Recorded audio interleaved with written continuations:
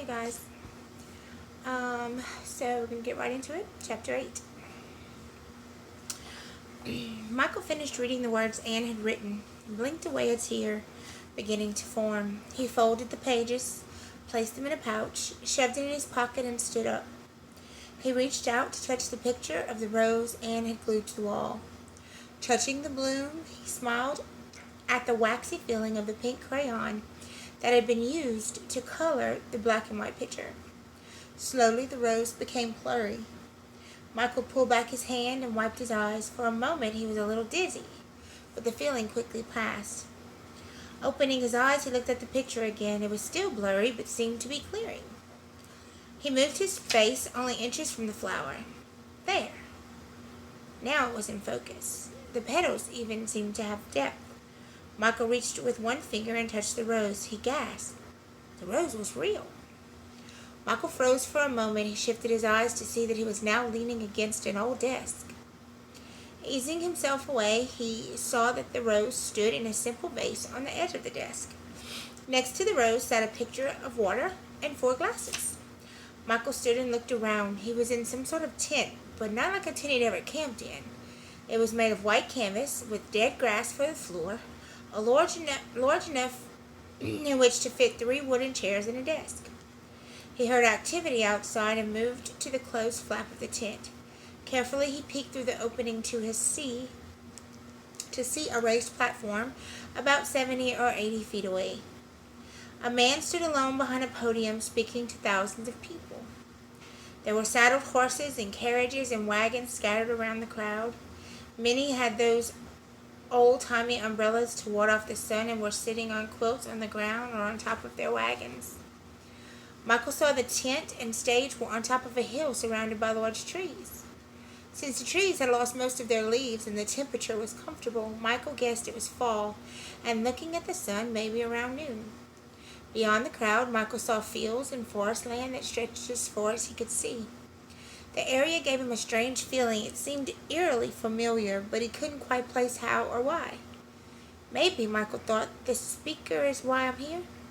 He turned once again toward the stage and watched the elegantly dressed gentleman. He wore gray pants over polished black boots, and a high white collar rose from the back of his coat, complete with tails. His flowing gray hair completed a look of distinction. The man also appeared to be quite the speaker. He held the audience's attention by pacing the stage and gesturing dramatically with his hands. Michael couldn't quite hear the speaker's presentation, and then he realized why. There was no microphone or sound system. Because the man faced away from him, Michael could only catch a word here or there. Several times the crowd thundered with applause, and once, as the speaker turned, Michael got a clear view of his features. The man was beginning to lose his hair and had a clean-shaven face. His eyebrows were big and bushy. His nose and ears were a bit too large for his head. Michael was a little disappointed. He didn't recognize him at all. Michael eased away from the tent's door and, contemplating the situation, poured himself a glass of water. Is that the person I'm here to see? He asked himself, unable to shake the feeling that he was somehow connected to this place. Suddenly he heard the sound of a horse's hooves and creaking leather saddles just outside the tent. Michael put down his glass and quickly moved to a corner as a man stepped through the flap. He was a bit older than Michael, about 25, well-dressed in a long coat and high collar. His hair was parted crisply in the middle, and his thin mustache ran into a perfect line above his lips. With the presence of a person who was accustomed to being in charge, the young man walked briskly across the tent directly to the desk. He opened each drawer and inspected the contents before closing it. Michael saw him pause for a moment when he spied the glass of water.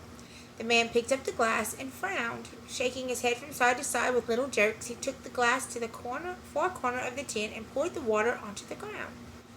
He then placed the empty glass in his coat pocket and moved back to the desk in order to examine the remaining glasses and pitcher. Satisfied, he cautiously looked around the tent and exited.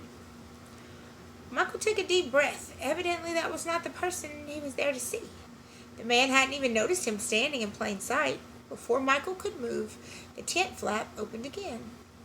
Stooping low to fit through the opening, a different man entered with his hat under his arm. As the flap closed behind him, a tall man straightened, glanced around, and saw Michael. He smiled and with two quick strides toward Michael, extending his right hand. "Mr. Holder, isn't it?" the man said with a twinkle in his eye. Michael's mouth dropped and his knees were wobbly. He wanted to say "yes, sir," or "nice to meet you," or anything, but his throat was so dry that nothing came out. Seeing the confused expression on the gentleman's face, and seeing that his hand was still extended, Michael did the only appropriate thing. He shook the hand of Abraham Lincoln. I'm honored, sir," Michael managed to stammer. "The honor is mine, Mr. Holder," the president replied. "After all, it is you who have traveled the greater distance for this occasion. Would you join me in refreshment?" Michael nodded and said, "Sir, where are we?" Lincoln held up one finger and then poured Michael a glass of water. Pouring his own glass, he drank it all, poured another, and sat down. "Bring up a chair," he said as he drew his own from behind his desk. As Michael sat down, he watched the 16th President of the United States cross his legs and loosen his high, starched collar. Michael noticed that the president seemed oversized in all physical respects. His legs, arms, hands, even his face appeared to be too long. Michael smiled as he realized that Abraham Lincoln looked exactly like every picture he'd ever seen of the man. His only surprise was the president's voice. It was not the rich baritone he had imagined, but a higher-pitched voice. Lincoln placed the glass on the desk and said, "Riding horseback always makes me thirsty, though I'm usually too embarrassed to drink in front of the horse. After all," he chuckled, "I'm not the one who's done all the work." Michael laughed politely. "So, Mr. Holder, you wish to know where we are?" "Yes, sir, and please call me Michael." "Thank you," Lincoln said as he slightly tilted his head toward the young man. "Michael, I'm here for 2 reasons today. First, to dedicate a cemetery. That, by the way, is where we are now, Gettysburg, Pennsylvania." Shivers ran down Michael's spine. "And the date?" "November 19th, 1863. "No wonder this place seems familiar," Michael thought. "I was just here 4 months ago. Or was it only an hour?" He shook his head to clear his thoughts. "Mr. President, you mentioned 2 reasons. What's the second?" Lincoln smiled. "Why, to meet you, of course." Michael's eyes widened. "You're certainly more important than any remarks I might share with those in attendance today. This cemetery is about the past. You are about the future." Michael looked away. "Thanks, but I'm sure that's not exactly right. I'm just hoping there is a future. I'm actually going through a horrible time in my life right now." "Congratulations are in order, then." "Better days are most assuredly ahead." The president raised his water glass and exclaimed, "To us, 2 gentlemen experiencing the worst life has to offer." Michael wasn't sure whether Lincoln was joking or not. "I'm not kidding," he said slowly. "Oh, let me reassure you," Lincoln said with a tight smile, "neither am I." He reached to his right across the desk and picked up his hat. It was a tall black stove pipe that he wore in every picture that Michael had ever seen of the man. Lincoln let his fingers play softly across the large silk band. "There's a piece of cloth I carry with me in memory of Willie, my little boy. He died only a few months ago." He sighed. "Now my son Tad is taken to bed, deathly ill. And as you might imagine, Miss Lincoln did not agree that I should be here today." "Why'd you come?" "Duty, and the fact that I knew I could choose to pray for my son while wandering about the White House and pray as I pursued the challenge that had been placed before me. I am quite confident that the Almighty hears my cry, no matter the location." The president shifted and crossed his arms. "You know, I mentioned that we were 2 people who are experiencing the worst life has to offer. That is true in a small, selfish way. In a larger sense, however, we're being presented an enormous opportunity for change and the betterment of ourselves." "Oh, right, personal growth. You know, I have a teacher at school who's big on that. Most of the kids pretty much tune her out. To be honest, I'm not sure I want any more personal growth anyway," Michael said. "Of course not," Lincoln responded. "And wouldn't that be an easy choice to make?" "It's the most popular choice on the planet, but the question you're facing right now is, how powerful do you want to be?" Michael tilted his head to the side. Okay, I'm lost here. What does personal growth have to do with power in the first place? And in the second place, no offense, but I have no interest in power anyway. Leaning forward, Lincoln said, Mr. Holder, if that is true, then a great amount of attention is being wasted on you. Some of it at this very moment. Michael wasn't sure whether to be insulted or not. He began to speak. I wasn't the one who... Lincoln reached over and touched Michael's knee. Smiling patiently, he interrupted firmly and said, Michael, think with me here. Personal growth leads to power. To do great deeds, great power is essential. You see, some people want just enough power to get by. But there are a few of us, Michael, who have latched on to the silly idea that we can change the world. We can ignore what is popular and do what is right. Are you ever bothered by what people say about you? Michael asked. The president quickly leaned forward with a serious look. Why? What are they saying?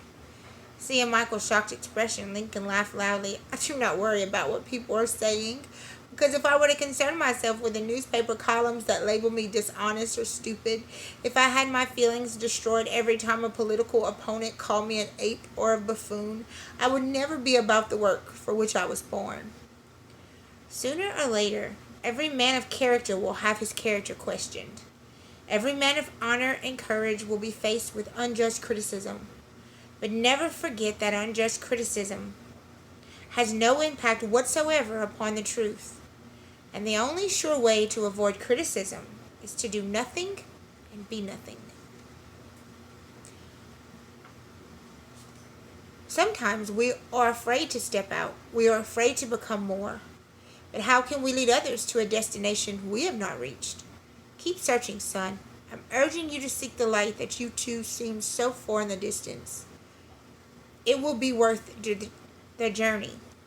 At that moment, the door flap was thrown aside, and the young man who had been in the tent earlier entered. Lincoln gestured toward him with his hand and said, John Hay, my personal secretary. Michael froze and then held his laughter as the young man hesitated. He watched as Hay looked from side to side, then glanced around the tent and said hesitantly, Sir? Recovering quickly, Lincoln said, How may I be of assistance, John? Hay wrinkled his brow, puzzled, and continued to peer cautiously behind the president. John, Lincoln said again, snapping Hay to attention, How may I be of assistance?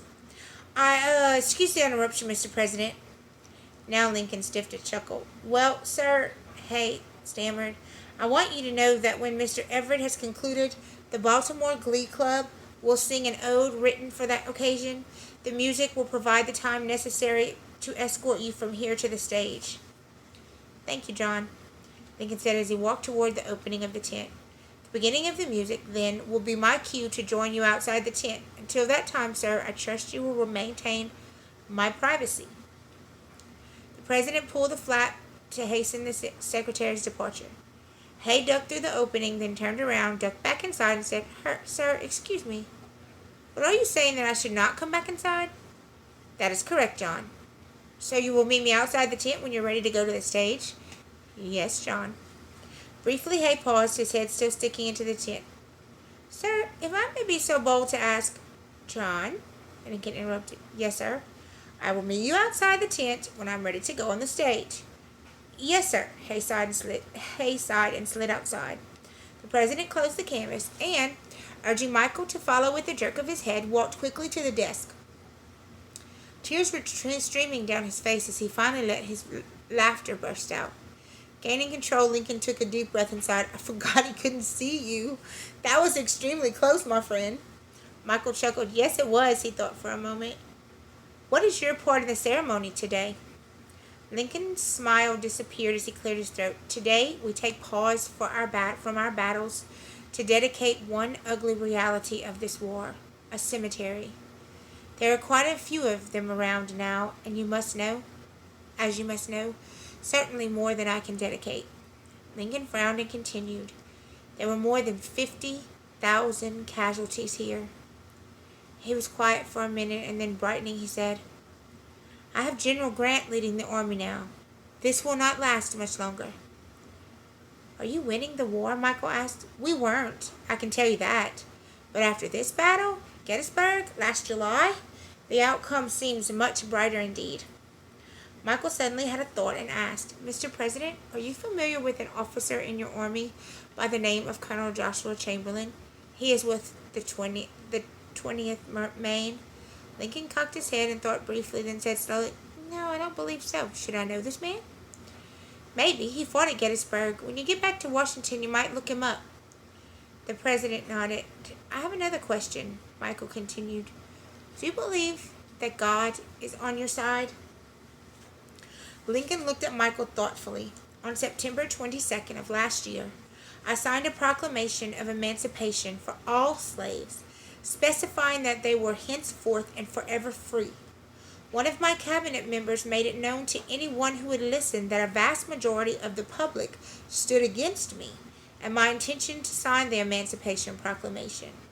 However, my position is that while public opinion may sway back and forth, right and wrong do not. So your question was, do I believe that God is on our side? To be quite honest, I haven't given that question very much attention. I am more concerned with whether we are on God's side. Michael remembered something Lincoln had said earlier. You mentioned Grant, he prompted. Why will he make such a difference? Because he cares as I do, came the short reply. Grant wants to win as badly as I do. If you are determined to win, you will have to surround yourself with winners. Don't be discouraged by the people who might choose for your team, who talk big but produce little. Grant is the 10th general to lead the Union forces, my 10th try. I just keep putting them in the boat to see who wants to paddle as hard as I do. What will you do when you win? Michael asked. Do you mean, well, where will I lead this nation? Yes. That is a rather easy question to answer. In fact, I've spent many hours in prayerful consideration of my response. The first morning, after all hostilities cease, I will greet the day with a forgiving spirit. Michael was blown away. How can you? I don't understand. It's a very simple concept, actually, and it's the single most important action I take on a regular basis. Forgiveness allows me to be an effective husband, father, friend, and leader of this country. Confused, Michael asked, what does forgiveness have to do with being effective? Lincoln thought for a moment, crossed his legs, and responded, have you ever been so angry or upset with someone that all you could think of was that person and the horrible way you'd been treated? You think about it when you should be sleeping and all the things you should have said or would like to say if they came to mind. When you should be enjoying time with your family or friends, they are no longer foremost in your thoughts. The person who offended you is receiving all your energy. You feel as if you might explode. Leaning forward, he asked, have you ever felt this way? Yes, Michael nodded. I sure have. Lincoln relaxed back in his chair. Well, so have I.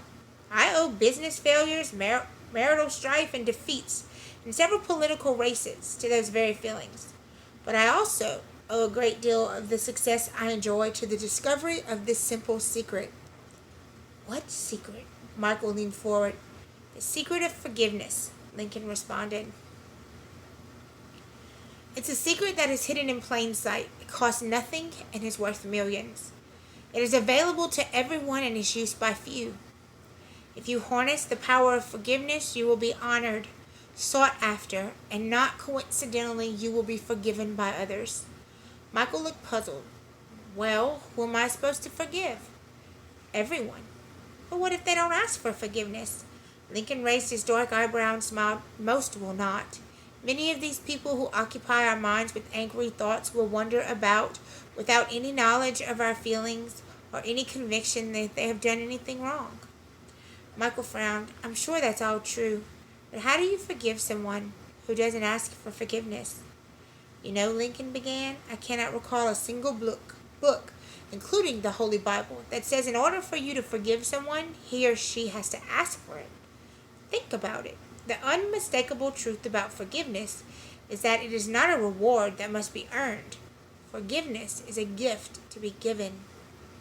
When I give forgiveness, I free my own spirit to release the anger in my heart. And forgiveness, when granted to others, becomes a gift to myself.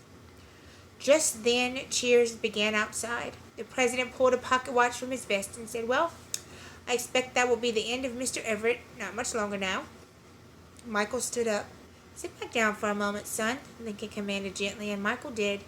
"Michael, you are at a critical point in your life's race, and there is a person to whom your forgiveness has been withheld. I must warn you that without a forgiving spirit, your effectiveness as a son, a friend, and a man will be at an end. The key to everything your future holds is forgiveness." Michael's mouth was open, and a look of confusion was written in his eyes. "Who is it?" he said. Lincoln merely looked at him. "Sir, who is it?" Lincoln stood up and brushed off the front of his jacket and pants. Michael stood up and said, "Mr. President, you have to tell me who it is." The President stepped toward the door. "Listen," Michael said, putting his hand on Lincoln's arm. "You're about to go out there, and I'll never see you again. You pretty much said that my life would be over if I didn't forgive that person. If that's important, tell me, who must I forgive?" I'm going to stop right here because I want you to think about for just a second. Who do you think he's going to tell Michael to forgive? Let's see if you're right. The President looked carefully into Michael's eyes. "Yourself." Tears formed in Michael's eyes, and he shook his head. "I didn't think." Lincoln placed his hand on the young man's shoulders. "Michael, your parents are not mad at you. Your teachers are not mad at you. Your friends, of who I am one, are not mad at you, and God is not mad at you." "So, Michael," Lincoln stopped briefly and said with a smile, "don't you be mad at you. Forgive yourself and begin anew." "Thank you," Michael said as he wiped his eyes on his shirt sleeve. "I am honored to have been of assistance," Lincoln said. Picking up his hat, he asked, "Would you care to follow me out? You may join the crowd and listen if you wish." "That would be awesome," Michael said. "By the way, I'm sorry I took up all your prep time here in the tent." "No problem at all," the President responded. "I've been ready for these remarks for about 2 weeks." "Really? You know, when people study you now or in the future, one of the things we're taught is that you wrote this speech on the train into Gettysburg." Lincoln smiled. "Nope, I wrote the dedication for today back in Washington. But I was writing on the train into Gettysburg. In fact," Lincoln took a piece of paper from inside the band of his stovepipe hat and presented it to Michael. "I was writing this for you." Michael smiled and followed Lincoln as he began to walk outside. The choir was singing a hymn, and inside the tent, the two men could hear the sounds of 20,000 people shifting and stretching. Lincoln ducked to go through the opening, and then suddenly he stopped. With a quizzical expression, he faced Michael and said, "You say people study me in the future?" "Yes, sir," Michael answered.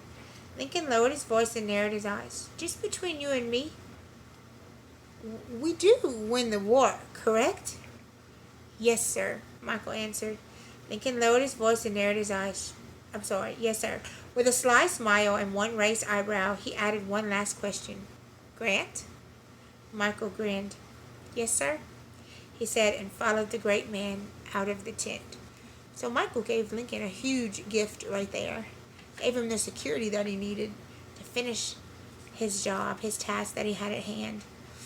Outside, Michael watched as several men fell in and whisked the President toward the stage. When the choir finished, a man approached the podium and sang out, "Ladies and gentlemen, the President of the United States of America, Abraham Lincoln." With that, 20,000 people rose to their feet and cheered. Michael found an empty spot by the stage and looked up at his friend. Then in a high-pitched, almost shrill voice, Abraham Lincoln spoke the words that would begin the healing of a broken nation. "67 years ago, our fathers brought forth upon this continent a new nation, conceived in liberty and dedicated to the proposition that all men are created equal." Michael watched in awe and hung on every word of the speech that he had before only skimmed over in his textbook. When the President concluded, the crowd stood quietly for a moment. Then all around him, Michael heard people began to applaud. Joining them enthusiastically, he watched as Lincoln nodded to the crowd and waved those farthest from the stage. Looking below him, he caught Michael's gaze and smiled. He then waved to the audience once more, turned, and was gone. Michael made his way to a large tree away from the crowd. He unfolded the paper given to him by the 16th President of the United States, and read, "I will greet this day with a forgiving spirit. For too long, every ounce of forgiveness I owned was locked away, hidden from view, waiting for me to bestow it upon some worthy person. I found most people to be singularly unworthy of my valuable forgiveness. Since they never asked for any, I kept it all for myself. And now the forgiveness that I hoarded has sprouted inside my heart like a spoiled seed yielding bitter fruit. No more. At this moment, my life has taken on new hope and assurance. I possess the secret of ridding the heart of anger and resentment. I now understand that forgiveness has value only when it is given away. I will greet this day with a forgiving spirit. I will forgive even those who do not ask for forgiveness. Many times I've seethed in anger at a word or deed thrown into my life by an unthinking or uncaring person. I have wasted valuable hours imagining revenge and confrontation. Now I see the truth revealed about this rock in my shoe. The rage I nurture is often one-sided, for my offender seldom gives thought to his offense. I will now and forevermore silently offer my forgiveness even to those who do not see that they need it. By the act of forgiving, I am no longer consumed by unproductive thoughts. I give up my bitterness. I will greet this day with a forgiving spirit. I will forgive those who criticize me unjustly. Those who are critical of my goals and dreams simply do not understand the higher purpose to which I have been called. I forgive their lack of vision, and I forge ahead. I know that criticism is a part of the price paid for leaping past the average mark. I will greet this day with a forgiving spirit. I will forgive myself. For a long time, my greatest enemy has been myself. Every mistake, every stumble I have made has been replayed again and again in my mind. My disappointment in myself has left me paralyzed. When I disappoint myself, I respond with inaction and become more disappointed. By forgiving myself, I erase the doubts, fears, and frustration that have kept my past in the present. From this day forward, my history will cease to control my destiny. I have forgiven myself. My life has just begun. I will forgive those who do not ask for forgiveness. I will forgive those who criticize me unjustly. I will forgive myself. I will greet this day with a forgiving spirit.